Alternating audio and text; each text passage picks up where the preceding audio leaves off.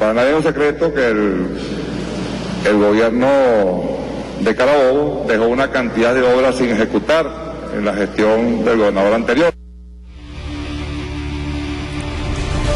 La corrupción se convierte en elemento característico de los principales dirigentes de la oposición venezolana. La bomba de la corrupción le explota en la cara a la derecha de este país. Chávez es un gran colectivo. Aquí está un pueblo combativo que estamos combatiendo. Usted es un patán. ¡Que vivan los hijos e hijas de Chávez! Queridos amigos, muchísimas gracias por acompañarnos. Esta es la mesa informativa. Estaremos haciendo, como siempre, un recuento de las informaciones más importantes a esta hora, como normalmente lo hacemos. Ronald Muñoz y este servidor Luis José Marcano. Buenas tardes, Ronald. Contento por lo que fue esa victoria de ayer del Caracas Fútbol Club 3-1 contra el Huachipato allá en Chile. Un saludo a toda, primero a todo el pueblo de Venezuela y sobre todo a toda esa hinchada del Caracas Fútbol Club. Bueno, tú entraste por deporte. Sí, bueno, había que decirlo porque uno es hincha del Caracas, hermano. El fanatismo se te sale. Siempre. ¿Qué opinas tú de esa denuncia que han realizado desde la gobernación del estado Carabobo? Eso sí está grave. Eso es otra cosa. Y parece estar apoyado además por los mismos sectores de la oposición.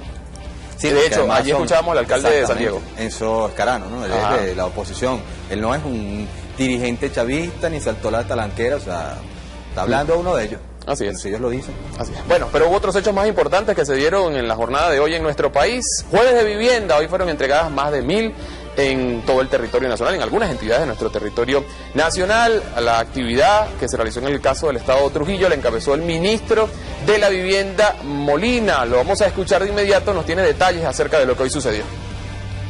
Que hoy estamos entregando 1.123 viviendas, además de las 174 en Trujillo, 139 en Apure, 353 en Sucre, 457 en Zulia, y la misión sigue avanzando día a día, construyendo viviendas para cumplir la misión, para cumplir el reto, el compromiso del comandante Chávez con su pueblo de construir 3 millones de viviendas antes de culminar su periodo presidencial que apenas inicia. De aquí al 2019 no habrá una familia que no tenga vivienda en Venezuela, que hoy está... La Gran Misión Vivienda de Venezuela fue iniciada hace 2 años y ya más de 400.000 han sido entregadas en todo el territorio nacional. Fundamentalmente los beneficiados, las personas más necesitadas, entre ellas las personas que resultaron damnificadas a consecuencia de las lluvias de finales del año 2010. Hay que avisarle al señor diputado del Partido Primera Justicia, Julio Borges, que esto está sucediendo, pues sabes que él dice que él no ve las viviendas que hace la Gran Misión Vivienda de Venezuela, no, él no las ve. Imagino que él no anda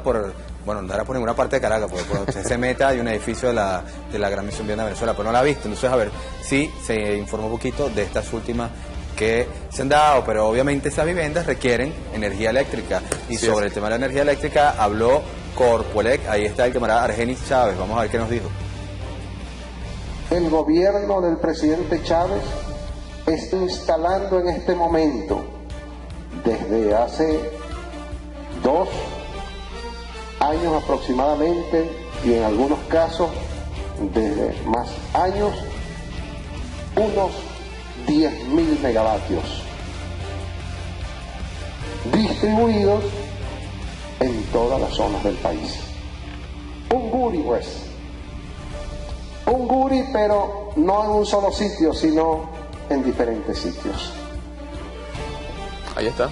Profundizar el tema de la gestión, una de las cosas que había dicho el presidente Chávez apenas ganó las últimas elecciones presidenciales, a meter el acelerador. Bueno, y está el trabajo de Corpoelec en el sentido de lo que tiene que ver con la energía eléctrica, profundizar todo el esfuerzo de Corpoelec, ¿no? Cuando hablamos del tema de la energía eléctrica siempre es válido el llamado a la reflexión sobre el consumo, ¿no? Lo decía también hoy Argenis Chávez, no podemos conservar el ritmo de consumo que actualmente tenemos como población, dada, las condiciones reales y en función también del proyecto político que se construye en nuestro país, el socialismo, que va en función, evidentemente, del cuidado del medio ambiente. En menor uso que hagamos de energía eléctrica, pues esto estará mejorando las condiciones del medio ambiente en nuestro país y en la tierra. Claro que sí, desarrollo sostenible, pero usted tiene algo ahí... Hay algo candela, hubo una entrevista hoy que se dio en Globovisión al presidente del partido COPEI, Partido Social Cristiano. Habló el señor Roberto Enríquez y se refirió a una tesis que él ha venido asomando en los últimos días y se trata de una especie de candidato preventivo, algo así ha planteado el partido COPEI, pero también ha hablado de las diferencias que hay dentro de los sectores de oposición, pero escuchémonos. Aquí no estamos discriminando absolutamente a nadie, lo que sí no estamos en proyectos personales. Aquí estamos por un proyecto que se llama Venezuela democrática y próspera. Y la persona que quiera asumir esa tarea, pues tiene que estar consciente de la responsabilidad que está asumiendo con el país. Nosotros en COPEI no estamos detrás promoviendo ningún nombre y lo hemos hablado con mucha franqueza. Lo que sí queremos es que se tome una decisión, que se inicie un proceso de reorganización de la alternativa y salgamos adelante a recorrer el país. Que se reorganice la alternativa, es decir, que haya modificaciones dentro de las estructuras que están dirigiendo hoy a los sectores de oposición. Mire, Marcano, yo le voy a decir algo. No fue conmigo y me dolió eso de no estamos aquí para hacer proyectos personales. ¿Con quién? Porque tú eres candidato. ¿Ah? Tú eres candidato posible. No, entonces. no, usted... Te sentiste aludido allí. Usted no se burla porque usted tiene el apellido Marcano y es de allá en Suárez. No, ¿qué va? Mira... No vale, ¿con quién podrá haber sido eso? No estamos para hacer proyectos personales. Dejé un poquito los canales de la derecha para darse cuenta de quién está hablando, pero Roberto Enrique, por cierto, tuvimos aquí, recuerdo cuando estaba el programa Cara a Cara, vamos a ver qué más dijo en esa entrevista. Que no puede ser que se aparezca cualquier persona porque tiene más plata o porque tiene apoyo de medios de comunicación y esta frivolidad de la actividad política que hay, y entonces cualquiera persona resulta que de un día para otro es político. No puede ser que venga cualquiera porque tenga más plata y tenga contactos en los medios de comunicación, pero por Dios, Marcano, ¿de quién cree usted que está hablando? Bueno, no sé. ¿Qué se te ocurre a ti? Hubo un candidato que perdió y contaba con mucho poder económico. ¿No? Y tenía plata. No, tiene mucha plata. Tiene bastante tiene plata. Mucha plata. Tiene amigos también en los medios de comunicación. Ajá. Bueno, pero Roberto Enrique dijo otras cosas. Vamos a escuchar. Es responsabilidad de nosotros los partidos, que de formar dirigentes que vayan quemando sus espacios, que se preparen intelectualmente, que se formen ideológicamente para conducir este país. Empezamos a piratear.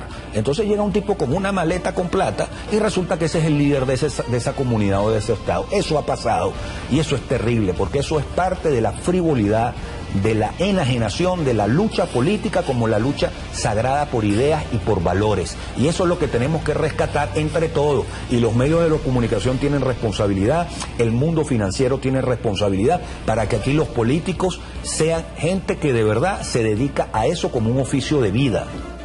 Yo no sé a quién se refería Roberto Enrique con lo de la maleta con plata, pero sí me hizo recordar al diputado Juan Carlos Caldera y aquel famoso video en el cual recibió una cantidad de dinero. También me hizo recordar la denuncia de Diosdado Cabello para Richard Mardo y Gustavo Marcano, diputados de Primero Justicia, que admitían, bueno, ellos decían tranquilamente, sí, esos son cheques que nos dieron a nosotros, determinadas empresas, determinados personajes del mundo económico nacional. En todo caso, yo creo que tiene todo el derecho como militante de la oposición, más allá de que, bueno, dos declaracioncitas más de esta y lo van a tildar de chavista, ¿no? Pero en todo caso, yo creo que este señor milita en un partido de derecha, aunque él dice que no es derecha, pero el socialcristianismo como ideología es derecha y tiene todo el derecho a hacer las apreciaciones que como militante de la derecha y de la oposición del antichavismo considere en función de lograr los objetivos políticos que ellos se han trazado. Bien.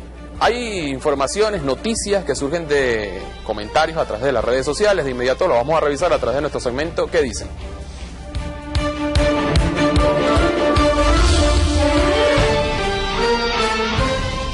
Vamos a comenzar con una información que dio a conocer el día de hoy el presidente de la Asamblea Nacional. Se trata de Diosdado Cabello. Escribió a través de su cuenta @decabellor lo siguiente: les informo que ya fue localizado el señor agredido por los fascistas que protestaban en la embajada cubana. Se hará justicia como debe ser. Tenemos otro, @Julio Borges. Vamos a ver.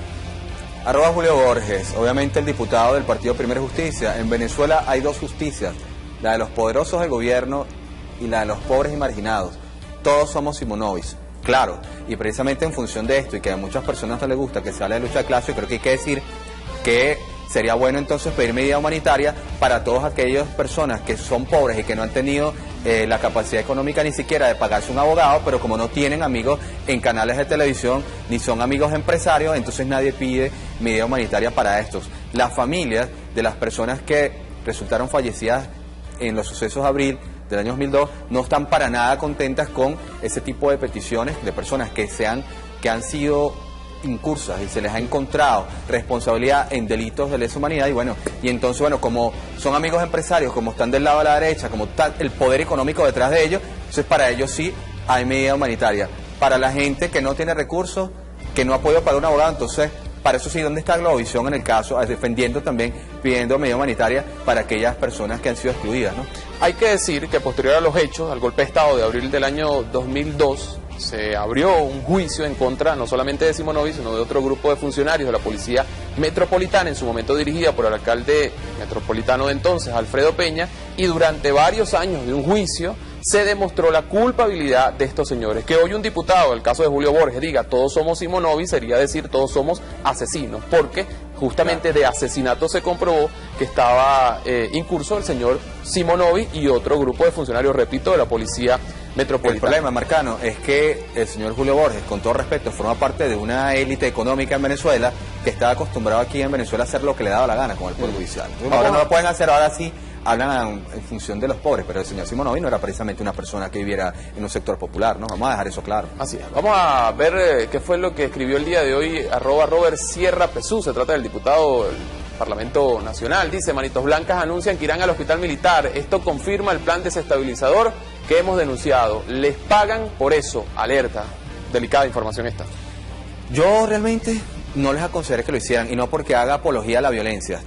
Uno conoce, uno ha militado, sabe que allí hay consejos comunales, sabe que ahí las comunidades están organizadas, y no creo que le agrade mucho que vayan, que de paso son como 20, porque ni siquiera es que no llegan ni a 100, son como 20 muchachos, estudiantes, tienen todo el derecho de manifestar lo que quieran, pero mucho cuidado si la comunidad de San Juan no observa eso como una agresión, y créanme de verdad que hay gente que no va a estar muy alegre. Yo creo que más allá de cómo pueda ser percibido, evidentemente se trata de una agresión. El presidente de la República está hospitalizado, está cumpliendo un proceso de recuperación, con un grupo de jóvenes en la actitud que han presentado estos muchachos, que ya vimos lo que sucedió en la Embajada de Cuba, pretendan ir al hospital militar a sus afueras, donde está una gran cantidad de personas desde que llegó el presidente Hugo Chávez, allí orando, rezando, saludando, mostrando sus buenos deseos para el presidente de la República. Evidentemente esto es un hecho de provocación. Imagínense ustedes que bueno, que un grupo de militantes del PSUV, de jóvenes del PSUV o de la Fuerza Revolucionaria, hubiesen ido entonces a la Embajada de Cuba, donde están ellos. Entiéndanlo así. Obviamente es una provocación, y obviamente también hay que decirlo, busca empañar las actividades que seguramente se van a dar el 27 de febrero, cuando se conmemore un año más de la trágica fecha 27 de febrero de 1989, Caracazo, en el cual todavía no se sabe en este país cuántas personas murieron a propósito o a consecuencia de la represión de Carlos Andrés Pérez y las estructuras de gobierno. Y mucho cuidado por ahí con algo que ha anunciado el camarada Luis Araujo, por cierto, la agenda setting de la derecha. Cada vez que aquí hay un éxito gubernamental o una noticia, digamos, que es de concientización en el marco del proceso revolucionario, la derecha busca la agenda de la violencia y busca que toda la atención se vaya por sucesos violentos. Así es, son las 5:47 de la tarde. Vamos a hacer una pausa. Al regreso, nuestro periodista invitado y más información para comentar con ustedes. Mostramos nuestra píldora de hoy, se llama Lo Dijo. Se trata del presidente del Banco Nacional de la Vivienda, Mario Isea. ¿Qué dijo? Tasas de interés para adquisición de viviendas bajarán 1 punto este año en un país que uno dice que está en crisis. Ya venimos.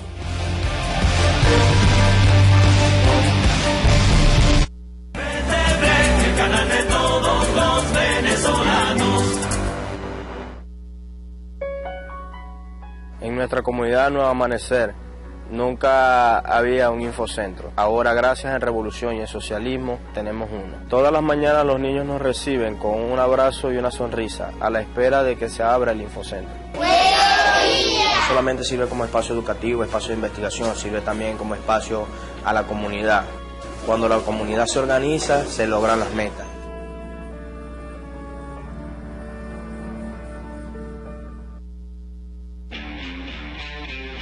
Cada mañana, cada vez que comienza tu día, sabes que estamos cerca de ti. Sabes que hay un TVCOM de Banco Bicentenario allí en tu comunidad. Sabes que somos un banco revolucionario y que estamos a tu lado, haciendo de la inclusión una realidad. TVCOM de Banco Bicentenario está muy cerca de ti. Banco Bicentenario, en marcha. Más de 4 millones de seguidores celebran la vida del líder bolivariano Hugo Chávez a través de su cuenta @ChávezCandanga. 4 millones de amores pa' Chávez. El Cine Rebelde toma la calle. En Ciudad Bolívar, Barquisimeto, Valencia, Maturín, La Guaira, Maracay, Cumaná, Tucupita, Barcelona, Puerto Ayacucho y La Asunción, con la proyección del documental 4F, Soldados en Rebelión, de Ángel Palacios. Cine Rebelde en la calle, del jueves 28 de febrero al domingo 3 de marzo. ¡Te esperamos!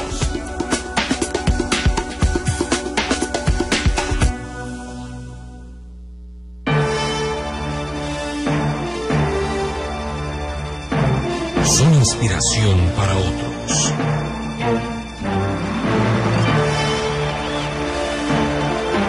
Hombres y mujeres que hacen historia en nuestro país. El fútbol requiere disciplina, constancia, sacrificio. Con sus talentos, experiencias y pasiones, se convierten en notables. Mi trabajo en Venezuela ha sido siempre lo más importante. Todos los domingos a las 2 de la tarde por Venezolana de Televisión. Pesubista, del sábado 23 al martes 26, los integrantes de las VC y los jefes de patrulla del 1x10 participan en el proceso de postulación para alcaldes y concejales. Revisa el reglamento en www.psv.org.be. Elige a los candidatos de la revolución, ahora más que nunca con Chávez. Seguimos en sintonía de La Ventana, con muy buenas noticias. Arranca el segundo Festival de Teatro de Caracas. Más de 150 compañías de todo el país se darán cita.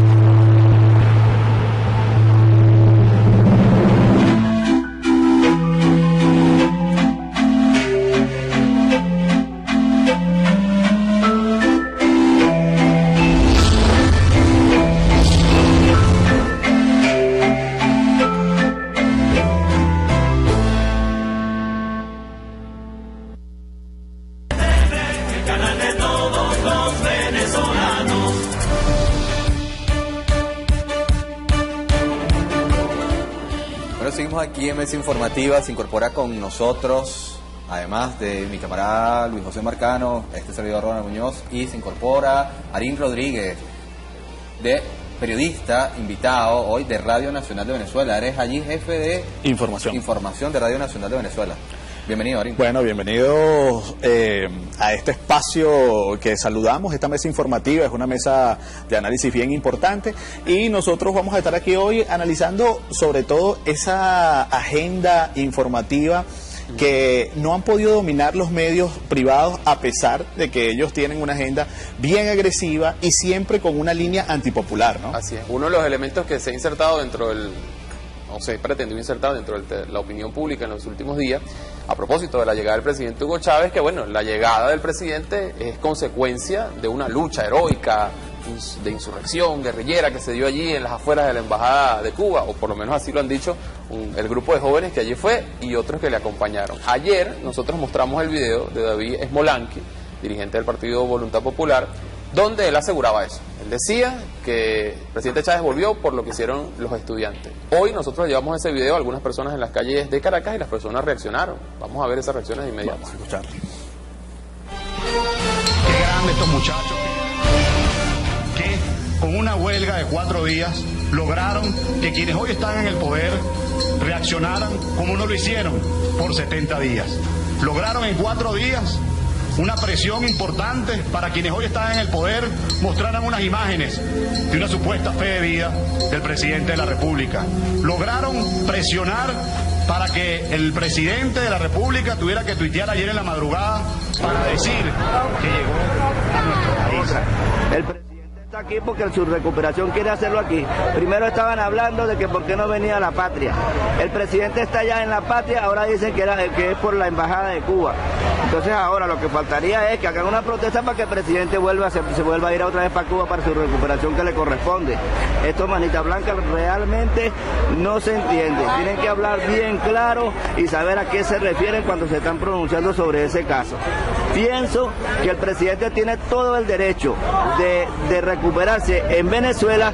Esos manitas blancas quitaba marcapasos a los viejitos que lo que tienen es que ver las consecuencias reales del asunto. Qué grande estos muchachos, qué grande estos jóvenes. ¿Qué va, papá? Puede ser. En mi opinión, creo que la oposición y todos estos señores manitas blancas, lo que les sirven a los opositores de carne de cañón y que están como el planeta Marte, no tienen vida en ningún lado. Otra pseudoestrategia con estos muchachos para que sirvan de carne de cañón y que ocurran las cosas malas. Y, o sea, una pseudopresión y una pseudoestrategia que nunca le va a servir porque es como en el juego, es un juego de ajedrez que iniciaron hace 14 años y que cada día tiene menos piezas. Con una huelga de 4 días lograron que quienes hoy están en el poder reaccionaran como no lo hicieron por 70 días.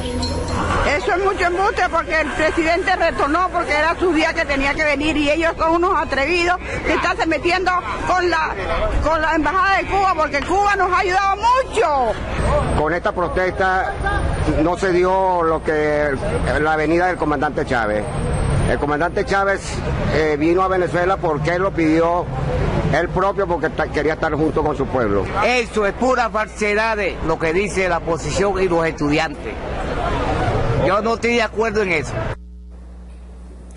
Es pura falsedad de lo que dice la oposición. Yo creo, de todas las opiniones que allí se dieron, que el tema de los estudiantes, y es un elemento que nosotros desde la trinchera que defendemos debemos hacer énfasis, a un grupito de estudiantes. No, pero la gran mayoría de los estudiantes está en otra cosa, está estudiando, por ejemplo. Pero ahí, Ronald, hay un elemento fundamental que nosotros tenemos que desmontar desde el sistema de medios públicos y desde los medios alternativos y comunitarios. No estamos hablando de estudiantes, compañeros. Estamos hablando de unos caballeros que son asalariados, que son entrenados fuera del país para generar disturbios, para generar violencia y para tratar de generar matrices de opinión. Esa es la diferencia entre un verdadero movimiento estudiantil y un movimiento que es un movimiento artificial, pagado, inflado, entrenado, financiado desde el exterior del país, y un verdadero movimiento estudiantil que sale a las calles con su bandera, que la defiende y que no tiene necesidad que haya un incentivo económico y mucho menos foráneo para salir a la calle a defender sus verdaderos intereses de clase. ¿Esa no será la población flotante actual? ¿Te acuerdas de la población flotante? Sí. Aquel grupo de estudiantes, una gran cantidad de venezolanos que no tenían... Que ahora no existe. Que ahora no existe, pero era porque no tenían la posibilidad de acceder al sistema educativo nacional. Estos tienen la oportunidad de hacerlo, pero no lo hacen. Son como la población flotante moderna, algo así. Tienen la oportunidad de estudiar, pero no estudian. Mira, Ronald, tú sabes que ahí hay un otro elemento que yo quería que nosotros no se nos pasara, ¿no? Smolansky es un vocero, al igual que Goicoechea y que Freddy Guevara, que forman parte de la primera generación de estudiantes entrenados. Pero creo que Luis tiene... Sí, tenemos que interrumpir la conversa aquí. Son las 5:56 de la tarde. A esta hora nos vamos a trasladar hasta la Comisión Permanente de Cultos y Régimen Penitenciario en la Asamblea Nacional, que se reúne el día de hoy con la ministra Iris Varela. En el sitio está Boris Castellani y nos tiene los detalles. Adelante, Boris. Así es, Luis, nos encontramos en este momento en la sede del Ministerio del Poder Popular de Servicios Penitenciarios, donde a raíz de la situación presentada en Uribana se ha realizado una investigación por parte de la Asamblea Nacional. Como parte de este proceso de investigación, los diputados, tanto del gobierno como de la oposición, se están reuniendo con la titular de esta cartera para conocer de primera mano los detalles de este acontecimiento y sobre todo de las medidas que está implementando el gobierno nacional. ¿Cuáles fueron los temas tocados y sobre todo las medidas que podrían ser producto de esta reunión? Pues bien, eso nos lo va a comentar la ministra Iris Varela, que ya se encuentra en vivo y en directo con nosotros acá por la señal de Venezolana de Televisión. Bueno, buenas tardes. Aquí en una ardua sesión de trabajo con la comisión designada por la Asamblea Nacional, encabezada por el diputado Andrés Eloy Méndez, y donde está el diputado Ronderos, el diputado Rincones, el diputado Rincón, el diputado Medina Peña y el diputado Dudamel. Vinieron, bueno, primero a recibir información de primera mano, con los debidos soportes, con los debidos sustentos, sobre toda la situación del sistema penitenciario, de las cárceles del país, y en particular, como es el objetivo de esta investigación que ellos adelantan, la situación de Uribana, ¿no? Y nosotros, como siempre, prestos, con las puertas abiertas, mostrando lo que tenemos y colaborando desde el Poder Ejecutivo, desde este ministerio, como son las instrucciones que hemos recibido por parte del Presidente de la República, por parte del Vicepresidente Ejecutivo, poniéndonos a la orden de la Asamblea Nacional para mostrar toda la documentación y el detalle de lo que ha sido nuestro trabajo y el proceso de cómo se resolvió desde esta comisión y cómo se enfrentó ese conflicto terrible que la violencia desató en el centro penitenciario de la región centro-occidental, conocido como la cárcel de Uribana. Yo quiero compartir con ustedes alguna fotografía. Esta fotografía de alguna manera las hicimos públicas, pero yo en la reunión de trabajo con los diputados, a quienes les mostré videos de la situación, cómo se llevó el protocolo previo a una requisa que al fin no se pudo hacer porque la violencia se impuso por parte de un grupito, pero bueno, por supuesto ese material todavía está bajo reserva, no puede ser compartido porque es prácticamente objeto de la investigación que se adelanta, ¿no? Sí, a disposición de los diputados, por supuesto, quienes tienen sus propias normas para llevar con la debida reserva las investigaciones. Aquí podemos observar el patio interno de la cárcel de Uribana y cómo la población se iba disponiendo después de que se le hacía el registro corporal en el patio y cómo los efectivos de la Guardia Nacional se encontraban cumpliendo su única función que tienen para estos efectos, que es el resguardo o aseguramiento de las personas en el patio, pero ellos no participan en la requisa. Y nosotros, bueno, con 92 requisas que ya llevamos una vez que se hizo la de Uribana, lo hemos demostrado, ¿no? De manera constante. Aquí está, fíjense, los escuderos de la Guardia Nacional con equipo antimotín dentro de Uribana. Hay algunas fotos que son muy elocuentes, ¿no? Por ejemplo esta. ¿Quiénes hacen el registro corporal de los privados de libertad? Los funcionarios del Grupo de Respuesta Inmediata de Custodia. Y aquí está la prueba, ¿no? No es la Guardia Nacional la que registra a los privados de libertad. No hace eso la Guardia Nacional desde que se creó el ministerio. Esa tarea la lleva a cabo los funcionarios del Ministerio de Poder Popular para el Servicio Penitenciario. Y bueno, aquí está la demostración. Se les hace un registro corporal a los privados de libertad que van saliendo y se van, una vez que pasan por esta fase, se van colocando en los patios donde se disponga para que ellos estén, mientras los funcionarios del ministerio avanzan hacia las áreas ya desalojadas para hacer la requisa de rigor. No es la Guardia Nacional la que entre a hacer requisa.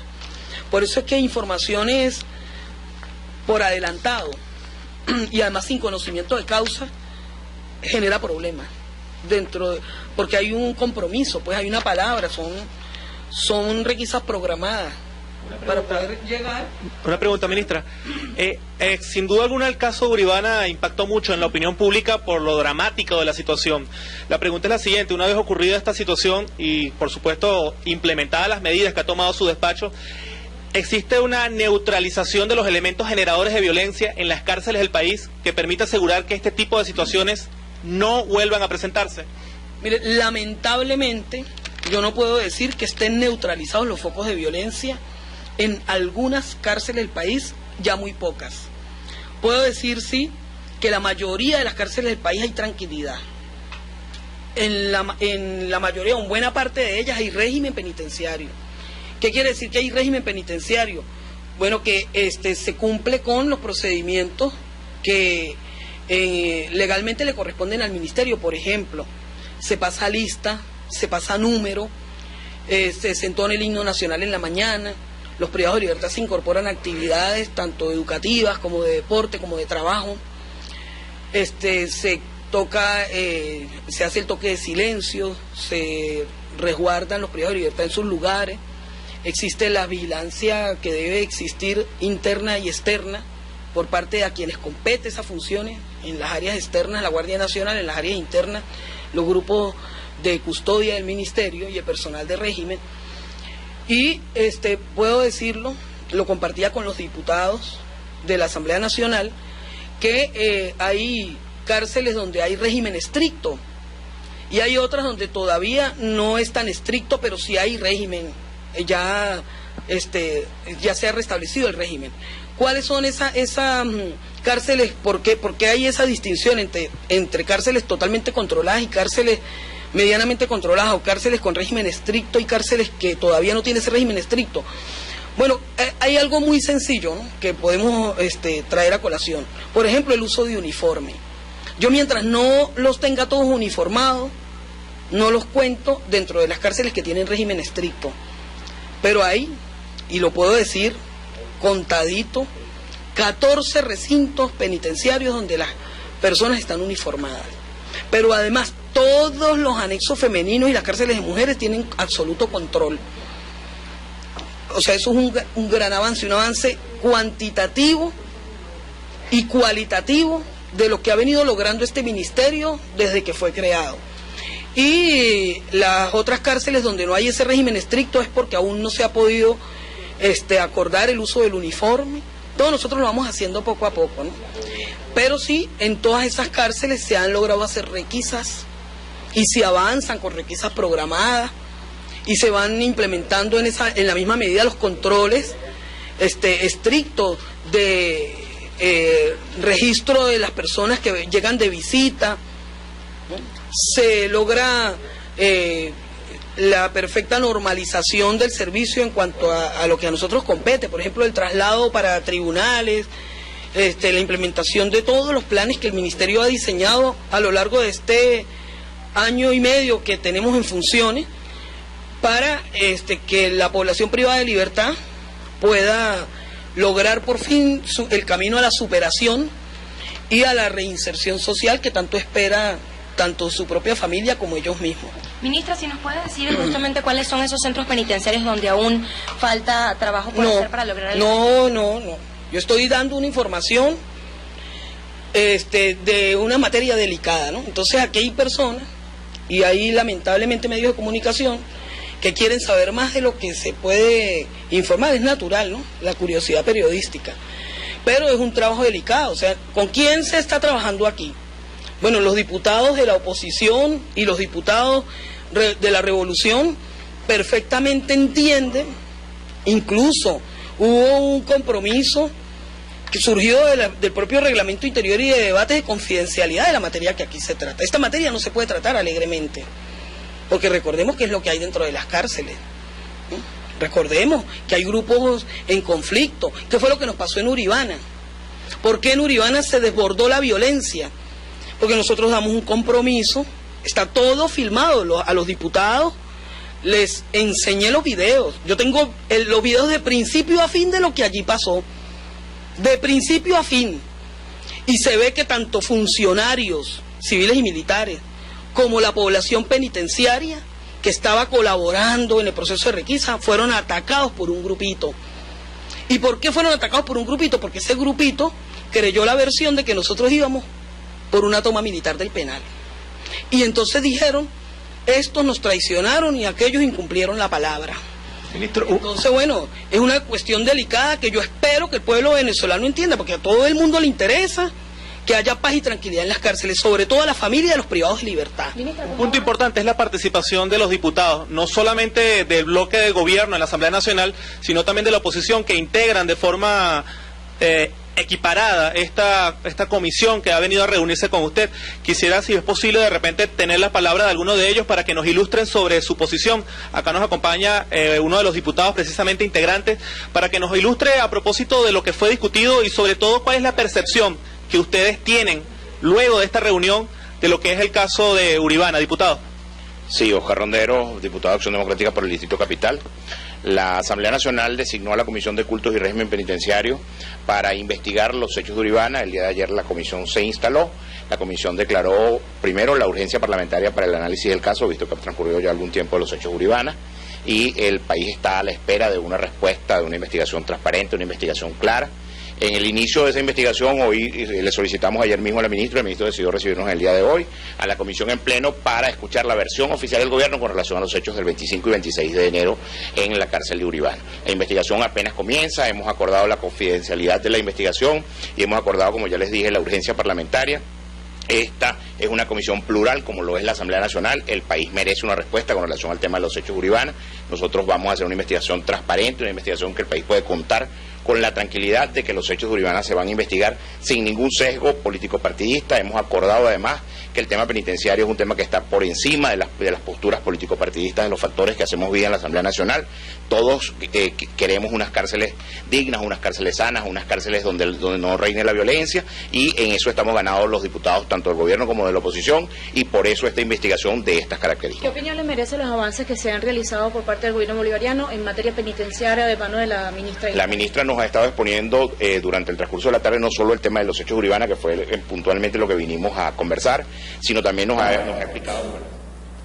Bien, allí estábamos escuchando parte de las impresiones de algunos de los integrantes de la Comisión de Régimen y Culto Penitenciario, que se reunió el día de hoy con la ministra Iris Varela a propósito de los hechos suscitados en Uribana, semana reciente, una gran cantidad de personas que fallecieron allí. De la forma que sea, o de lo que todas las críticas que se puedan hacer, hay un ministerio que está pendiente de eso, y por supuesto desde aquí, desde Venezolana de Televisión, enviamos un cordial saludo a todos los familiares y familiares de aquellos compatriotas que están privados de libertad. Y siempre el llamado a los medios de comunicación a entender lo que sucede dentro de las cárceles del país y no jugar justamente a que se den hechos de violencia. Pero no hay que perder de vista, Luis, las conexiones que se han encontrado entre sectores de oposición que financian a ONG que están metidas con algunos de estas mafias que están en los centros penitenciarios. Eso es importante porque cada vez que ocurren hechos de violencia también están relacionados, como decía Luis Araujo, yo estoy completamente de acuerdo con eso, con momentos en los cuales el posicionamiento de buenas noticias por parte del gobierno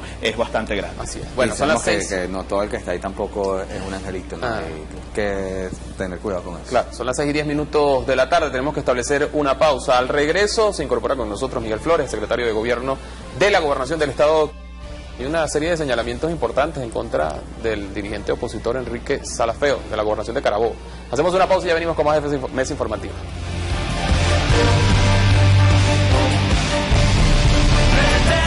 El canal de todos los venezolanos.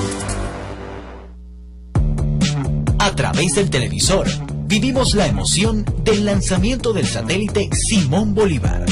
Un hecho trascendental que, al igual que las computadoras Canaima, los infocentros y la Producción Nacional de Telefonía Móvil, coloca la tecnología al servicio del pueblo. Ahora, un nuevo logro tecnológico llega a sus televisores, con más calidad de imagen y sonido. Televisión digital abierta. Independencia tecnológica en pantalla. Ejemplo de revolución por la patria y la dignidad de los pueblos. Recuento de una verdad. Tuvimos una reunión muy importante con las víctimas y los familiares y abogados de las víctimas del golpe de Estado del 11 de abril. Allí nosotros vimos compatriotas, varios, un compatriota que le dieron varios tiros, uno de ellos en la cabeza, y sobrevivió. Se lo dieron en la avenida Baral, los francotiradores, dirigidos por estos comisarios que ahora quieren presentar como víctimas, que fueron el brazo armado del golpe de Estado. Esa es la verdad verdadera de un crimen premeditado contra una patria, contra una república, contra el Estado, contra un pueblo y contra el jefe del Estado, Hugo Chávez.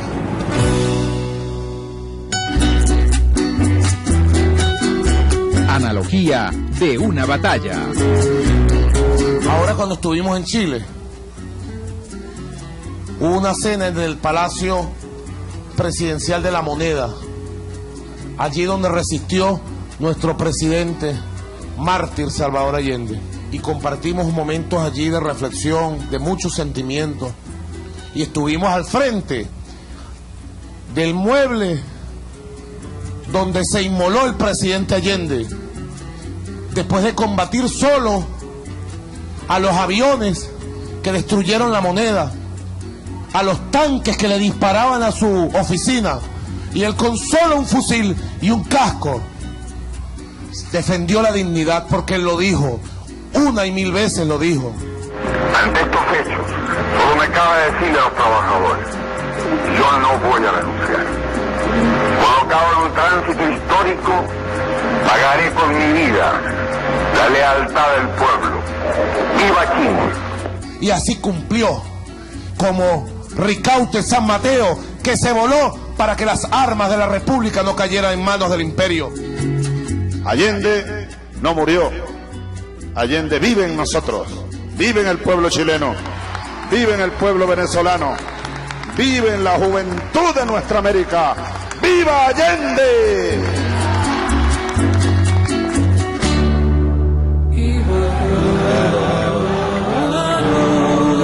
En Venezuela, la Unión Cívico-Militar rescató al comandante presidente.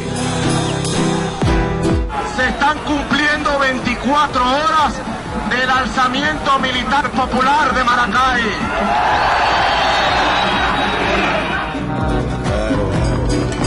Justicia, porque ese pueblo desarmado recibió sus balazos en su cuerpo. Y ese es el mayor símbolo de cómo se defendió esta patria y cómo no pudo llegar un Pinochet aquí. Y el otro gran símbolo fueron nuestros hermanos militares, cuando aquel 13 de abril, uno por uno, fueron alzando sus armas contra la dictadura que pretendía imponerse. A un solo grito: queremos ver a Chávez, queremos a Chávez. Hasta que volvió nuestro comandante en jefe aquel 14 de abril a las 3 de la mañana.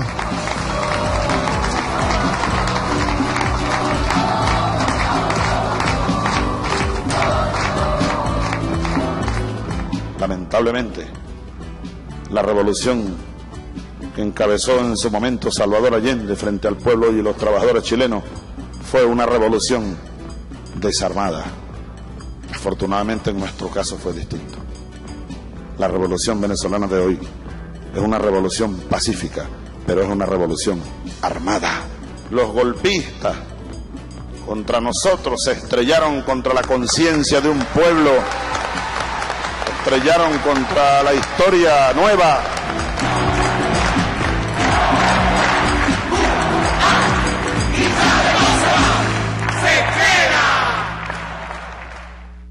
Ejemplo de revolución por la patria y la dignidad de los pueblos.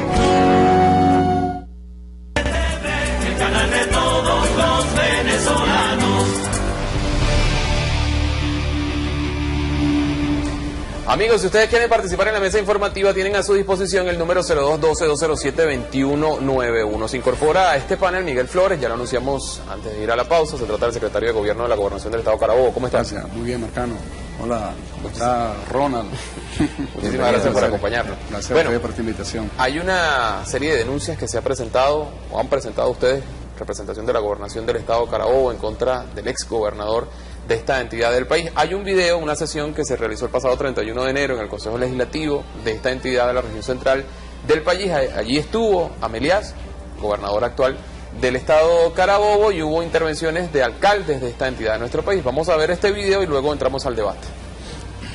La gobernación no existe un banco de cómo están en qué, incluso yo estoy pronto a solicitar una cantidad de medidas y voy a hacer una cantidad de denuncias en la Contraloría. Hay partidas que están totalmente, que fueron consumidas, se pagó los anticipos y la ejecución es cero, pero no existe registro.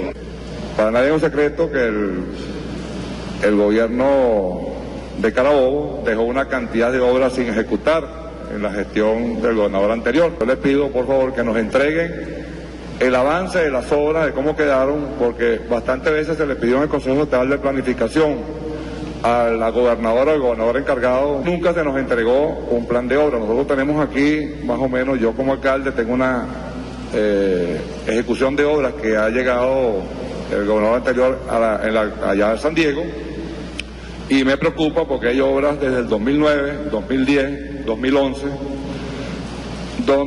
y 2012 donde hay entregado el 50% de anticipo a las empresas y aparece como ejecución el 0%. Bueno, ¿Qué tal?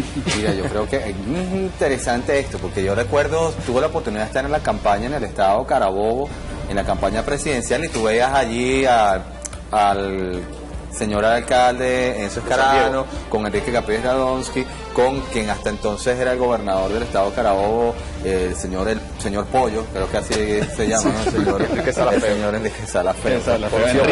Fernando Salafeo. Exacto, bueno, pero estaban todos allí juntos y se veía que imagen, bueno, imagínate ese castillo en naipes cómo se derrumbó, ¿no? No, pero ahí hay un elemento que es que Escarano quería ser el candidato y la mesa escogió por consenso, la autodenominada mesa de unidad escogió por consenso al Pollo y dejaron por fuera a Escarano, que por cierto decían que tenía muy buena posibilidad de ser candidato. No sé si Miguel nos quiere comentar a eso que es de Carabobo. Bueno, fíjate que allí, como ustedes vieron en ese video, prácticamente Escarano delató a su antiguo jefe. Escarano actualmente es el coordinador de la mesa de la unidad en el estado de Carabobo, toda vez que el Pollo está prófugo en este momento, no está en el país, dejó al estado devastado. Y Escarano, cuando en ese consejo estatal hace esas declaraciones, nosotros como gobernador se activa todo el equipo de ingenieros, la Secretaría de Infraestructura, y vamos al sitio a contratar, y ciertamente cuando cruzamos la ejecución financiera de esos fideicomisos o recursos, en su mayoría del Fondo de Pensión Interterritorial, algunos FIDESLAE, vemos entonces con que no cuadran las cosas, ¿no? Anticipo de más de 50%, y cuando vamos al sitio las obras no han iniciado, ¿no? Ejecución para física, precisar los términos, sí. Miguel, son anticipos, recursos que se le entrega a una empresa para que haga una obra. Para que haga una obra, y la empresa no hace nada. La empresa no hace nada. Es decir, la empresa se queda con la plata. Se queda con la plata. Pero eso tiene nombre y apellido, ¿no? Hay un nombre de una empresa, hay una figura legal, hay un RIF. Es decir, eso es monitoreable y comprobable. Claro, estamos sustanciando los expedientes. Lo que pasa es que hubo un silencio cómplice, ¿no? Porque en muchos de los casos son proyectos o dinero que se entregaron desde el año 2010 y estaban calladitos. Lo estamos descubriendo es ahora. Esas empresas, todas esas empresas existen, están en regla o... Claro, estamos ahorita nos estamos apoyando en el físico, porque ellos toda la información que tenían ellos en las computadoras las volaron, ¿no? Y entonces nos encontramos en una pequeña revisión, un despliegue que hicimos rápidamente. Nos activamos luego de esta denuncia que hace Escarano. También sospechábamos algunas cosas, ¿no? Cuando hicimos el trabajo de campo, entonces nos encontramos en tan solo 11 empresas, ocurrió eso, ¿no? 11 proyectos. Ya, disculpa, Miguel, que te haga, es que acabas de decir una cosa que parece una cosa superflua, ¿no? Pero yo creo que me estás diciendo que cuando ustedes llegaron a la gobernación, toda la información que estaba, sí, claro, toda la información de las computadoras de la gobernación la borraron. La borraron en materia de inversión. Fíjate, ¿qué tenemos que hacer nosotros cuando llegamos? Nosotros teníamos la responsabilidad de aprobar el plan de inversión del Estado, ¿no? Ya teníamos un monto asignado al Estado de Carabobo por orden de 253 millones de bolívares fuertes, y aún no se le han asignado las obras. Pensábamos era revisar el banco de obras que supuestamente tenía que estar allí y ver cuáles le faltaban cantidades de dinero para incluirle, y algunas obras que hayan solicitado las comunidades. Después toda esta información fue borrada y hemos comenzado a hacer un trabajo de campo, ¿no? Con una información que tenemos allí en físico, cruzarla con la investigación de campo para un poco determinar, ¿no? y ver los avances y contrastar el gasto, el dinero, el pago en anticipos y evaluaciones con la ejecución física en el lugar de los proyectos de obra. Pero, ¿no? Con relación a los libros contables, ¿no? Donde son los libros en los cuales se llevan las cuentas de la gobernación. ¿Esos libros existen? No, bueno, por supuesto hay fideicomisos en banco. Nosotros hemos solicitado ya información a toda la banca privada, ¿no? Los fideicomisos están colocados, y sobre todo nos hemos encontrado con que hay mucho dinero ganado en intereses desde hace mucho tiempo, ¿no? Hubo un daño al patrimonio terrible porque nunca ejecutaron los proyectos de obra, porque preferían tenerlos allí con intereses oscuros, ¿no? Mucho dinero. Incluso te puedo decir que todavía en el estado de Carabobo hay recursos, hay fideicomisos de Fides y LAE que fue liquidado en el 31 de diciembre del año 2009, si mal no recuerdo. Que fue lo que dio paso al Consejo Federal de Gobierno, ¿no? Sí, pero el fideicomiso se mantiene igual. Pasa al Consejo Federal de Gobierno como una nueva fuente de financiamiento, pero los recursos Fides y LAE se mantienen todavía en fideicomiso y tienen que ser ejecutados. ¿Por qué no los ejecutan? Bueno, porque les genera intereses y tienen negocios allí. Pero esto es interesante, Luis, que nosotros pongamos el acento en este aspecto que está señalando Miguel, porque ustedes recuerdan la campaña de varios gobernadores de la oposición que decían que no le entregaban los recursos. Entonces, tú nos estás diciendo en este momento que sí se entregaban los recursos y que no se ejecutaban las obras. En absoluto, no se ejecutaban las obras, y ahí vemos el Estado, pues incluso muchas obras inconclusas, daban los anticipos y luego entonces le tiraban un cambio de meta y continuaban otra, y ven, y ahí todo un desastre, ¿no? Desde el punto de vista ¿Cómo de operan reducción. ¿Cómo operan este tipo de cosas? Disculpe, Miguel, ¿cómo operan este tipo de cosas? O sea, yo, gobernador, yo recibo una cantidad de recursos, yo pongo esos recursos en el banco, ¿no? Y decido no ejecutar para que eso genere una cantidad de intereses. En la banca privada. En la banca privada. A eso iba, justamente, porque es otro de los elementos que está aquí. Hay otros beneficiados de este tipo de operación. Por supuesto, incluso en una oportunidad nos encontramos con que hubo una intervención del banco Bancoro, no sé si ustedes recuerdan, el Estado Carabobo en ese banco tenía fideicomiso también para obras, y decíamos, pero ¿por qué tiene dinero en otro estado, un banco tan pequeño, Bancoro, y tiene más de 100 millones de bolívares fuertes? Ahí se le causó un daño terrible al patrimonio del Estado Carabobo, ¿no? Porque los dineros los tenían escondidos en bancos pequeños. Sí, pero consono con esa pregunta que hace Luis José, también está la propiedad de las empresas que están involucradas. Sí. Ustedes han hecho la investigación de la propiedad, porque pudieran existir algunos nombres, algunos apellidos interesantes para la discusión, ¿no? No, ya tenemos, claro, por supuesto, hay apellidos conocidos. Pero en su momento estamos sustanciando los expedientes, somos bien responsables en eso, y hasta ahora tenemos más de 100 expedientes, pero estimamos que son más de 500 obras que están en esa situación, ¿no? Que no fueron concluidas y que fueron algunas canceladas en su totalidad. Pero bueno, eso es únicamente uno de los aspectos que estamos denunciando en el día de hoy, que el gobernador envía un documento bien contundente al Consejo Legislativo del Estado Carabobo para que ellos, en ejercicio de funciones de control que tienen que ejercer sobre la administración, sobre las políticas públicas, se activen también coadyuvando con el Ejecutivo Regional, porque este daño que se le ha causado al Estado Carabobo no puede quedar impune. Fíjate que también hubo un daño en el manejo del programa de alimentación para el niño, el PAN, un programa que, bueno, por supuesto, pues el Estado garantiza la alimentación de todos los niños de las escuelas estadales. Estamos hablando de más de 90.000 niños que tenían que haber recibido diariamente sus alimentos, y cuando empezamos a observar una serie de denuncias de los consejos comunales, del Poder Popular, porque el año pasado no se les entregaban sus alimentos, y cruzamos esta información con la ejecución presupuestaria, y entonces nos encontramos que fueron cancelados pero que no fueron entregados. Hubo pago indebido a un alrededor de 5 empresas que tenían un monopolio en el manejo de estas 90.000 comidas diarias. Y eso también lo estamos investigando, y no únicamente, bueno, fíjate que ellos iniciaron el año pasado, entre comillas, a entregar esas comidas, pero lo interrumpían, permanentemente interrumpían y cancelaban las que no entregaban. Pero la calidad, mucha sardina, los varios representantes, los consejos comunales denunciaban que muchas sardinas recibieron el año pasado, aunque no es que la comida de sardinas sea una comida, pero bueno, ellos cobraban... Pero era repetitivo el menú, quiere decir, ¿no? Y facturaban otros menús. Claro, que la sardina es menos costosa que otro tipo de proteínas. Sí, y también muchos concentrados de frutas, no eran las frutas naturales, sino concentrados, y eso tiene mucho químico, y por supuesto generó mucho daño. Y va en detrimento de la salud, incluso de los propios niños, ¿no? Bueno, esa denuncia también está allí. Hay una fundación Cabriales, donde organizaban supuestamente algunos eventos, y el año pasado esta fundación lo pudimos contratar ahorita con un expediente que nos encontramos y que estamos revisando, y hemos acudido incluso a la Fiscalía del Ministerio Público, porque hubo un funcionario administrador de esa fundación que se pagó 19 cheques, y cuando vemos entonces la factura, la dirección, el domicilio fiscal o la dirección que aparece en factura es la residencia del funcionario que estaba pagando. O sea, se pagan y se dan al lugar. ¿Por qué te parece? Dando carne, yo creo que eso entre otras cosas, ¿no? Porque también tenemos el Hospital Central, ¿no? ¿Qué pasó con el Hospital Central? Ellos, una vez que se detectan unas irregularidades en el manejo administrativo del Hospital Central, el Gobierno Nacional hace una intervención del hospital, pero desde el punto de vista administrativo. Pero los recursos siempre llegaron a Insalud, ¿no? Que es la institución que se encarga de manejar la salud en el Estado Carabobo. Los recursos del hospital siempre se los enviamos de manera permanente, ellos lo redistribuyeron, le negaron los recursos al Hospital Central, ¿no? Y de manera intencional en algunos momentos llegaban y desmejoraban el servicio en los centros de salud cercanos, para que colapsaran, enviaban a los pacientes al hospital central donde debían llegar los recursos y no sabían que no iba a haber atención médica. Y eso se dio de manera, decían, como aparece en la campaña electoral. Sí, claro, y previa después al 7 de decían que octubre. era responsable de presidente Chávez. Nosotros, el Gobierno Nacional siempre le envió los recursos, pero ellos lo desviaron y por supuesto, bueno, jugaron por la salud del Estado. Por cierto que hubo protestas y muchas cámaras de Globovisión haciéndole seguimiento a estas protestas, ¿no? Sí. Y eso significa que, por lo que tú nos estás diciendo, que eran ollas que se montaban desde la propia gobernación. Claro, es que había, de la salud en el Estado. Sí, yo recuerdo que había personas con tratamientos oncológicos y eran justamente esta una de las áreas que se veía afectada por la falta de recursos. Y esas eran las personas que salían en el canal que tú mencionas denunciando.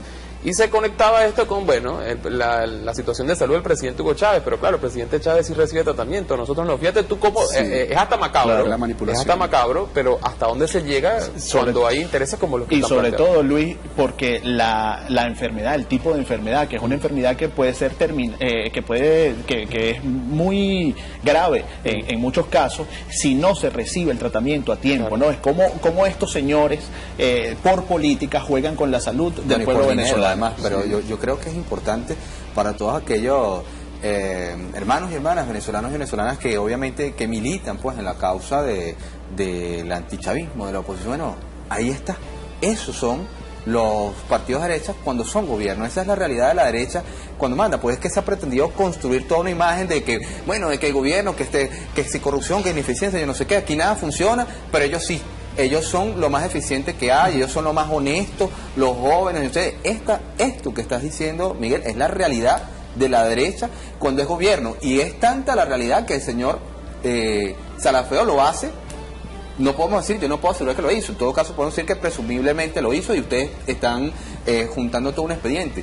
Pero de ser así, obviamente hubiese actuado en total conocimiento de que gran parte de esa militancia opositora, cuando salgan denuncias como esta, va a decir, no, eso es mentira, ese es el gobierno que lo quiere perjudicar al pobrecito, pues ellos sí son honestos y ellos sí son eficientes, y resulta que esta es la realidad. Yo creo que ustedes llegan a presentar las pruebas, yo retaría a más de uno de que verifique con su propia, que ejerzan las contralorías de los consejos comunales de Carabobo, un llamado al poder popular, a la gente, al pueblo a que asuma y que verifique la veracidad de las denuncias que se puedan estar presentando. Sí, porque después viene el otro argumento que se quiere crear, política. Que es que van a ser perseguidos políticos. Y a mí me llama la atención el comentario que tú haces, porque durante la campaña electoral, uno veía las cuñas, los spots publicitarios propagandísticos del pollo, y uno decía, bueno, pero es que Carabobo es un gobierno excelente, ¿no? Bueno, fíjate, en materia de infraestructura escolar, por ejemplo, ¿no? Que no está contenida acá, pero infraestructura escolar. El año pasado y en todos estos años nosotros en el Consejo Estatal se le aprobaron siempre cantidades para mejorar la infraestructura escolar, y lo que hacían era pintar las escuelas, las fachadas. Y cuando llegamos nosotros ahora a la gobernación, que entramos a los colegios, vemos que eso es deprimente, la forma, el descuido que estos señores hicieron para con todos los colegios. Se aprobaban recursos para arreglar toda el centro educativo, y pintar la fachada, decían que iban a pintar. Filtraciones en techo, no, porque siempre utilizaban el color amarillo, que era el color de su partido, ¿no? Sí, pero cuando tú ves los pupitres deteriorados, paredes en mal estado, los baños en estado deprimente, bueno, en fin, un abandono total de la infraestructura escolar, pero por fuera la fachada, un engaño al pueblo de Carabobo. Mira, Miguel y Luis, yo tengo un testimonio. Cuando yo arranqué haciendo periodismo en el deporte, y me tocó en una oportunidad cubrir un evento allá, y el medio privado para el cual yo trabajaba, para ahorrarse la plata, me hospeda en la villa, ¿no? En la famosa villa deportiva de allá, que era presentada propagandísticamente como lo máximo del deporte a nivel nacional, ¿no? Y bueno, cuando entro a la habitación, yo digo, bueno, después de todo un día de trabajo me voy a echar un baño, y se me cayó la regadera encima. Y cuando fui a dormir, yo hice incluso una crónica de eso, que se la entregué como protesta al canal, porque no era posible que no me pagaran un hotel y me metieran allí. Y entonces no había aire acondicionado, por supuesto no había ni papel higiénico, ni ningún tipo de paño, nada. Y además de eso, entonces las paredes parecían murales de zancudos muertos.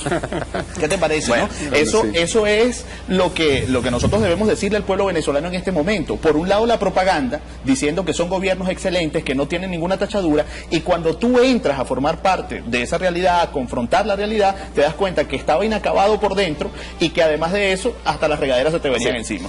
Miguel, tenemos muy poco tiempo.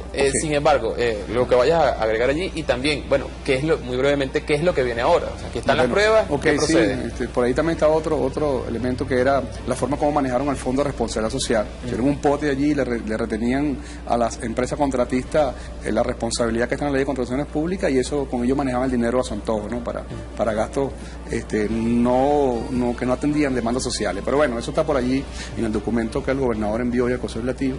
El Consejo Legislativo en el día de hoy acordó dirigirse este día miércoles a la Comisión de Contraloría de la Asamblea Nacional, el diputado Pedro Carreño, para que también se active en este proceso de investigación, y bueno, ellos entonces continuarán a la Contraloría General de la República, de manera de que se profundice en esta investigación y que esto, señores, no quede impune. Muchas gracias, Miguel, por haber estado con nosotros aquí en Mesa Informativa. Nosotros vamos a hacer un corte y regresamos con otro tema. Así es, Luis. Vamos a seguir hablando. Ayer lo comenzamos y hoy continuamos con la televisión digital. Muchísimas gracias, Miguel Flores, secretario de Gobierno de la Gobernación del Estado Carabobo. Ya venimos con más de la Mesa Informativa.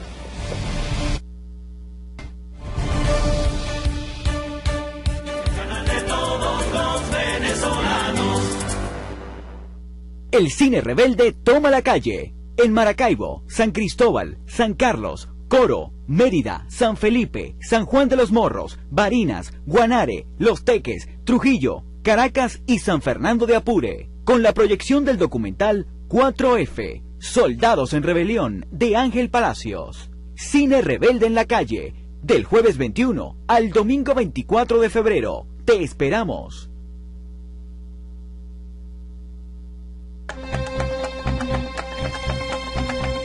Para garantizar la cosecha durante todo el año, invertimos en un recurso vital.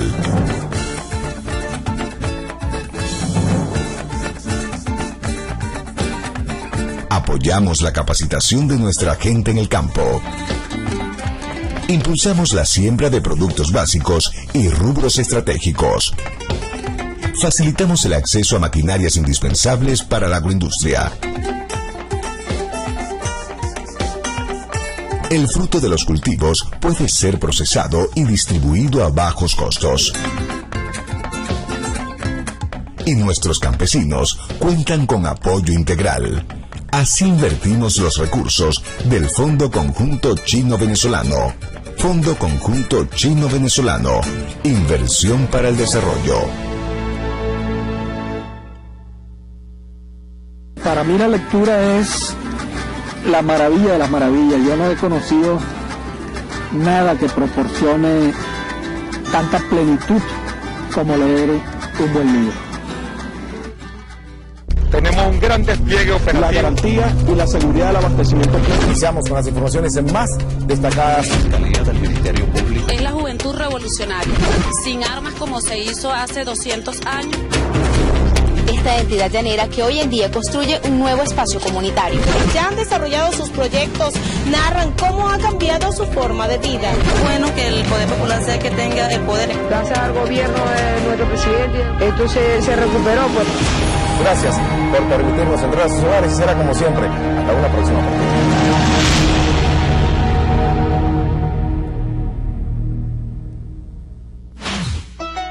La revolución garantiza alimentos para el pueblo.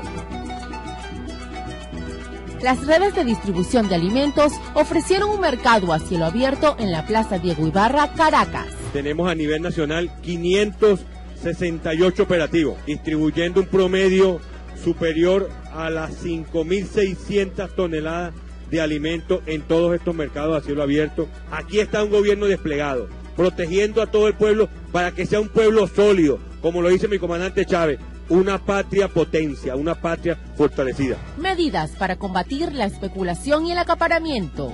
Están atacando los precios de los productos, están escondiendo los productos. Y nosotros estamos en la calle, aquí estamos dando la batalla, miren, con los productos para el pueblo, Mercal, Pedeval, Abastos Bicentenario, todo el sistema alimentario creado por el comandante Hugo Chávez. El presidente con esa foto lo que fue ya nuestros corazones de alegría, de emoción. Hemos entendido que no tenemos poder sino responsabilidad, que nuestro comandante se está recuperando, que él está con su familia, que le agradecemos muchísimo al pueblo de Cuba porque está haciendo lo que nosotros no podemos hacer ahora, que es cuidándolo, llenándolo de amor, ayudándolo a que él se mejore. Han sido 14 años de lucha y él ha sido un gran maestro. Y ahora tenemos que tomar eso y ponerlo en práctica. Todo lo que este hombre durante 14 años nos ha dado, es la hora de que nosotros se lo retribuyamos a él. Y se lo vamos a retribuir tomando la responsabilidad como pueblo, de crecer, de esforzarnos, de ser valientes, de guardar nuestra alimentación, porque nos quieren dar un golpe silencioso, acaparándonos la comida. Y nosotras las mujeres nos estamos empoderando, estamos diciendo, no, ya basta. Con nuestra comida, con la alimentación de nuestros hijos, de nuestro pueblo, no van a jugar. Y no van a especular, no nos van a robar, no nos van a quitar lo que es nuestro, lo que nuestro comandante durante 14 años de presidente, porque la lucha viene muchos años atrás, nos ha dado. Entonces es la hora de que nos ponemos como el pueblo, con la responsabilidad, tomando la batuta, con nuestras leyes, allí dando la lucha, la batalla cada día, no dejando que nos especulen, no dejando que nos roben la paz, la seguridad, no dejando que nos roben la educación, la salud, que nuestro comandante está dando la vida porque nosotros tengamos todo eso. Que es bastante lo que nos ahorramos. En comparación con un mercado convencional te puedes estar ahorrando como un 70%. Háganle el frente a los acaparadores. Y que esto sea para todo el pueblo venezolano. Mientras esta revolución siga viva, el pueblo venezolano cada día se alimentará mejor. El pueblo venezolano cada día vivirá mejor. De todos los venezolanos. Seguramente usted tiene algunas dudas respecto a la televisión digital. A partir del día de ayer, nuestro país empezó a hacer uso formalmente de este nuevo instrumento tecnológico. Si tiene alguna duda puede consultarla a través del 0212-207-2191. Nosotros no se lo respondemos, se lo va a responder nuestro invitado del día de hoy. Se trata de Freddy Amaya, líder de este proyecto, presentado ayer por el Gobierno Nacional. ¿Cómo está, Freddy? Bueno, ¿cómo están? Todo bien. Bueno, Freddy, la plataforma que se ha creado para poder disfrutar los venezolanos, como en efecto lo haremos, de lo que es la televisión digital abierta. Tú allí tienes una serie de láminas que seguramente nos vas a mostrar, pero yo quisiera en principio eso, lo que significa esto desde el punto de vista tecnológico para la Venezuela de hoy. La televisión digital abierta, de cara a lo más importante que tenemos en la televisión, que son los usuarios y los usuarios, representa un cambio tecnológico. Un cambio tecnológico donde la experiencia, repito, como usuario y usuaria, se va a ver beneficiada. Nosotros, desde nuestra mesa técnica, hemos intentado realzar el tema de que en 4 atributos vamos a mejorar la experiencia como usuario. El primer atributo está referido exclusivamente al tema de calidad. Históricamente, la televisión abierta, la televisión gratuita, a medida que tú te vas alejando del centro emisor, la calidad de la señal se va deteriorando. Es natural, sucede en Venezuela y sucede en todas las partes del mundo. Por esta razón, las zonas que reciben menor señal o menor intensidad de señal, la calidad de la imagen que vemos era con lluvia, exactamente, a veces perdía el audio, a veces perdía el color. Con la televisión digital, en este mundo digital, o la vemos o no la vemos. Okay. Exactamente igual. Y si la vemos con la mejor calidad posible. Y no hay el... No existe. No existen los fantasmas, no existe el ruido. Las bacterias. Nada. Disculpa mi ignorancia, pero ¿cómo llega la señal a los receptores? ¿Llega a través de fibra óptica? ¿Llega a través de satelital? ¿Cómo es la señal? Importante. La televisión como la conocemos nosotros la dividimos en 2 partes. Una, la que es la televisión paga por suscripción, que la recibimos vía satélite con una antena o por un cable, sea fibra óptica o un cable coaxial. Y la señal que es gratuita y abierta, ¿sí?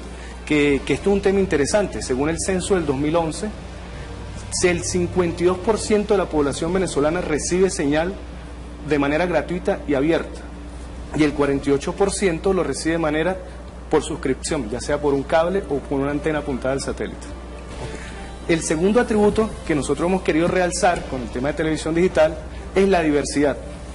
La televisión digital nos permite, por donde antes se ocupaba un canal de video y de audio, ahora podemos introducir hasta 4 y 5 programaciones de audio y video.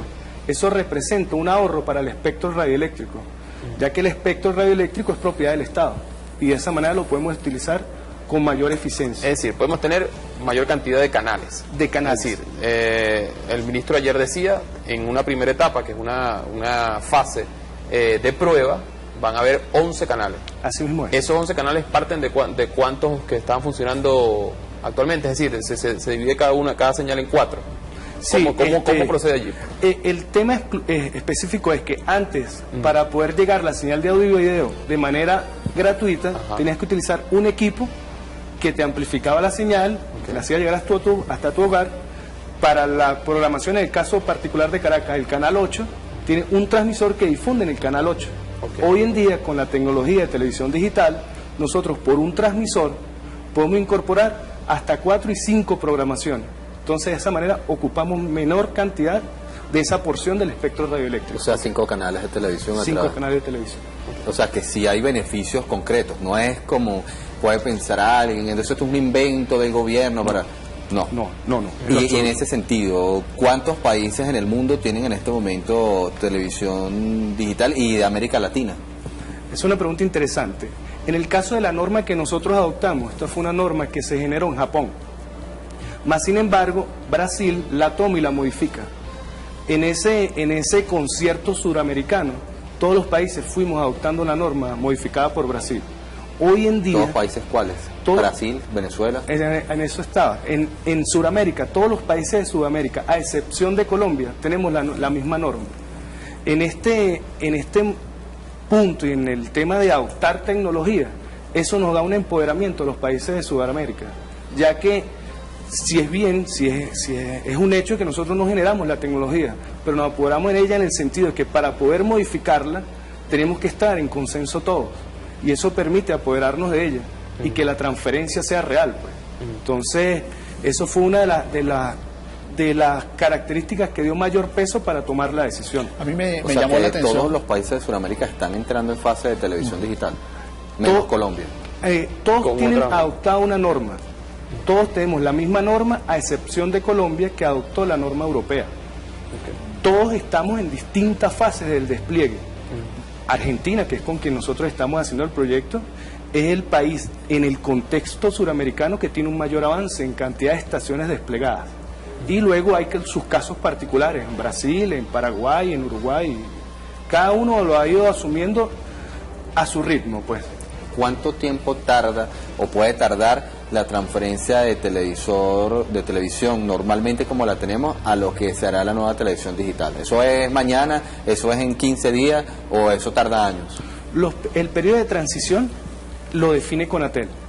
Lo importante es que incluso desde el punto de vista del cuidado al usuario y a la usuaria, esto no va a ser un cambio abrupto.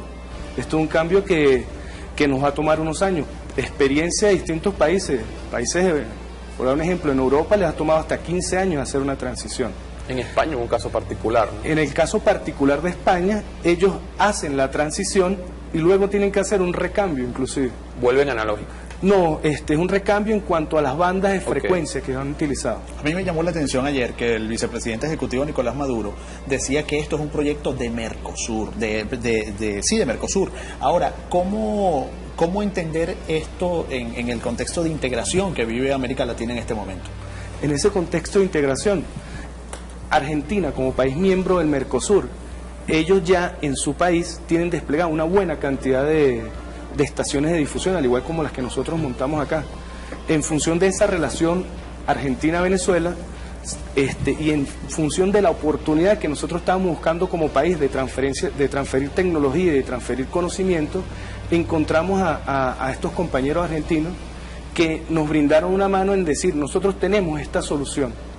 Ahí nos sentamos, equipo de trabajo como uno solo, compañeros y compañeros venezolanos, argentinos, y formamos una solución que diera respuesta a nuestra idiosincrasia, que diera respuesta a nuestras necesidades que tenían los usuarios y usuarias, y de esa manera brindarle el mejor servicio posible. Freddy, tenemos poco tiempo, sin embargo, ¿cómo va a ser este periodo de prueba? Y si posterior al periodo de prueba va a haber la posibilidad de incluir otros canales. Entiendo, del paquete de 11 están los medios públicos y hay 3 canales privados que han sido invitados a formar parte de este primer periodo de prueba. ¿Eso se va a expandir? ¿Cómo va a funcionar posterior al periodo de prueba? En el periodo de prueba que hemos definido, nuevamente en conjunto con Conatel y todas las instituciones que estamos involucradas en este proyecto, hemos hecho una primera etapa en cuanto a despliegue de estaciones propiamente y a la conformación de las programaciones que están incluidas. Ya estamos en proyectos desde el punto de vista de plataforma, de encontrar, de que podamos incorporar mayor cantidad de programaciones. Ayer lo decía el vicepresidente y lo decía el ministro Arreaza, de un canal de canales regionales, de un canal de canales comunitarios, el vicepresidente lo resaltaba, de un canal de las orquestas sinfónicas para transmitir ese mensaje que hay un tope de canal. Desde el punto de vista de plataforma, nosotros hoy tenemos instalados 4 transmisores por estación, los que nos daría la posibilidad de incorporar, según la tecnología que tenemos hoy, hasta 20 programaciones en cada ciudad. Algo importante es, desde el punto de vista de inclusión, de que lo mismo que está viendo las personas que estamos en Caracas ahora mismo, lo está disfrutando la gente en Puerto Ordaz, en Puerto La Cruz, en San Cristóbal, en Maracaibo, y eso fue una línea también que nosotros nos impusimos allí. Muchísimas gracias, Freddy. Freddy Amaya, líder del proyecto Televisión Digital Abierta, trabajador del Ministerio del Poder Popular para la Ciencia y Tecnología. Correcto, sí. Muchísimas gracias. Nosotros tenemos que hacer una pausa, son las 6:48 de la tarde. Al regreso, más información y más comentarios. Muchísimas gracias, ya venimos.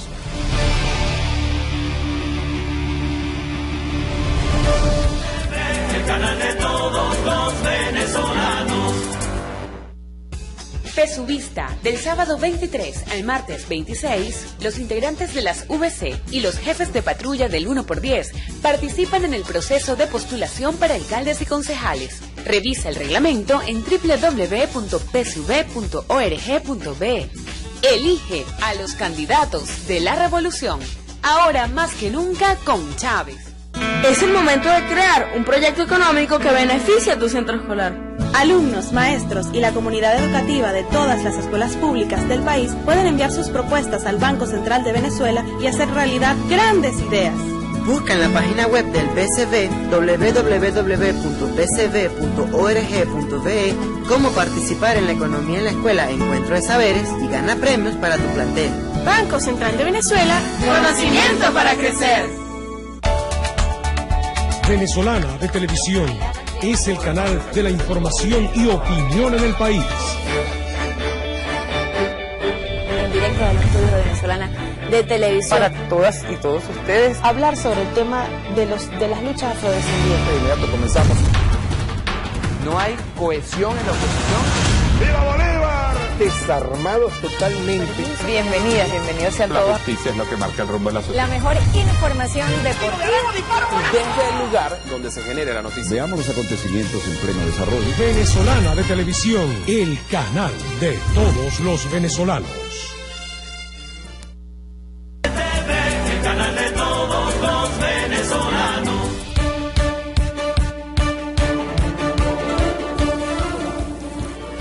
Seguimos aquí en Mesa Informativa, lo estoy haciendo a través de Venezolana de Televisión y precisamente pues tenemos nuestra sección La Mesa Informativa en la Calle. Sin más preámbulo, vamos a ver de una vez que preparó nuestro equipo de producción. Ahí está María de Los Ángeles, si no me equivoco, vamos a verlo.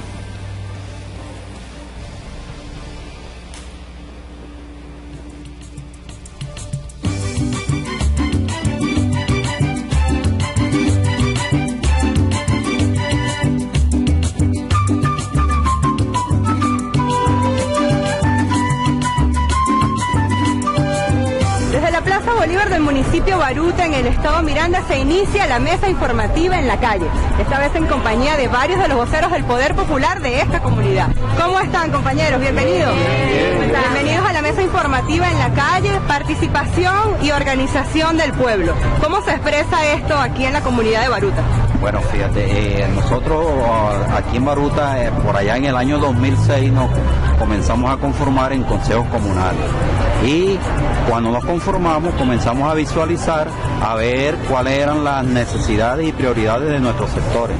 Fue en ese momento que nosotros, por ejemplo, yo soy vocero del Consejo Comunal Barrialito, allí nosotros vimos la necesidad de construir unos muros de contención y hicimos también un proyecto de reparación de vivienda y sustitución de vivienda. Claro, fíjate tú que eso de cómo se organiza uno aquí como pueblo, eso es gracias a la nueva constitución que hoy en día tenemos, donde nos habla de una democracia participativa y protagónica, gracias al presidente Chávez, y aparte de eso, de esa constitución, de nuevo tenemos la ley orgánica de los consejos comunales, que es la que nos indica cómo organizarnos como consejo comunal y cómo de alguna manera participar de las políticas públicas de este gobierno.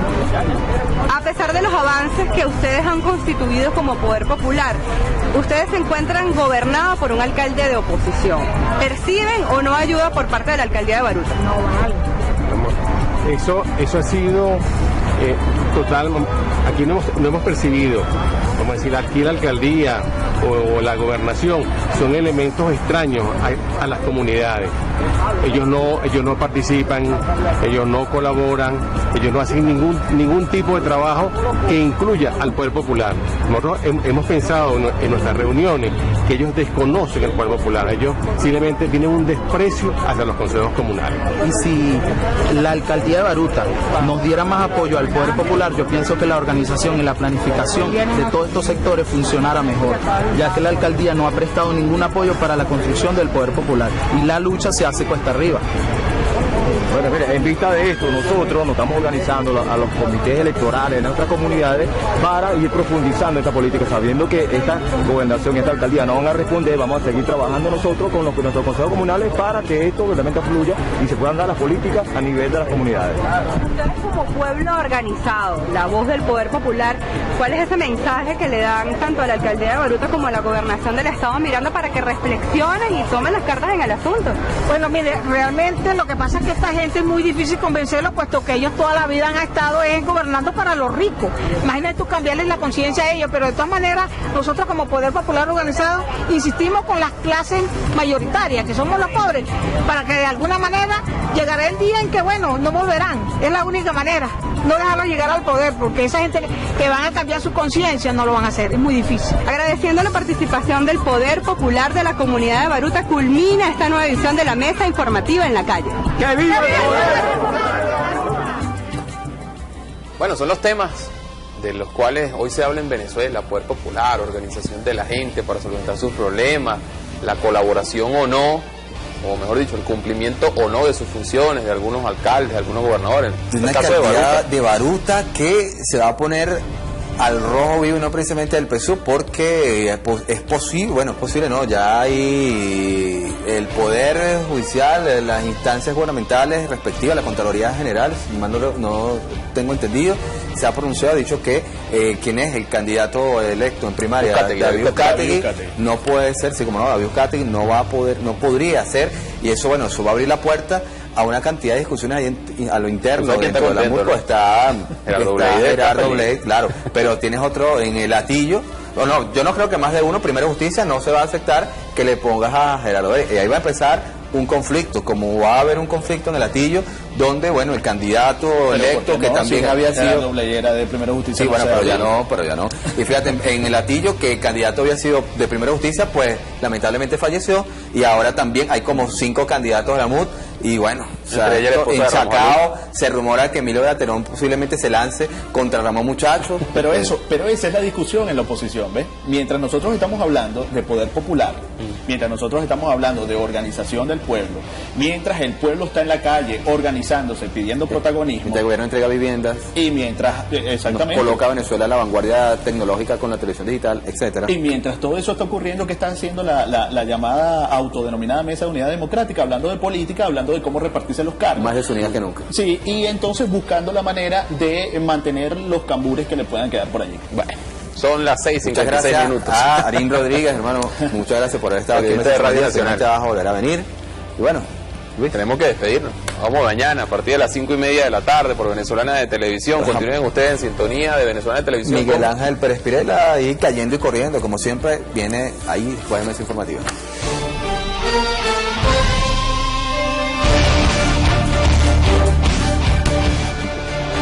Chávez es un gran colectivo. Aquí está un pueblo combativo que estamos con... Usted es un patán. ¡Que vivan los hijos e hijas de Chávez! Ya volvió mi comandante. Volvió. ¡Viva la revolución! Puro amor y corazón. Siempre al frente, comandante. Volvió. Fiel a la Constitución. Puro amor y corazón. Corazón bolivariano que palpita por amor, esta patria libertaria donde manda la razón. Ya volvió mi comandante, volvió, viva la revolución, puro amor y corazón.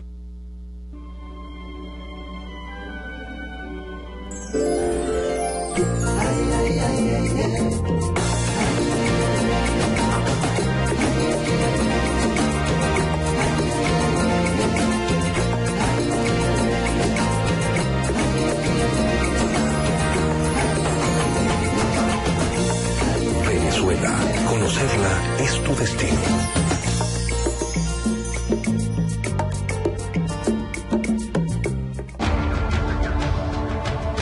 El nuevo mundo ya nació. No es que va a nacer, tengamos conciencia de ello. La historia y destino comunes de las naciones de África y América Latina propician un espacio de encuentro para el bienestar y solidaridad entre sus pueblos. Tercera Cumbre de Jefes de Estado y de Gobierno de América del Sur y África, ASA, Guinea Ecuatorial, del 20 al 22 de febrero de 2013.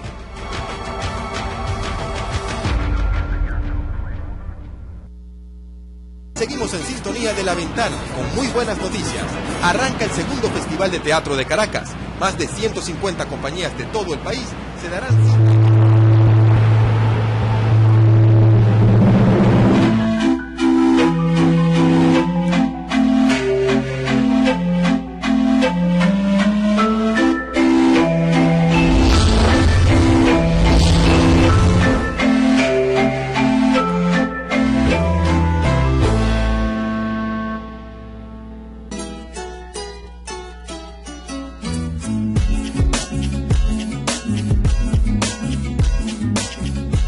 Televisión digital abierta, una nueva señal para vernos.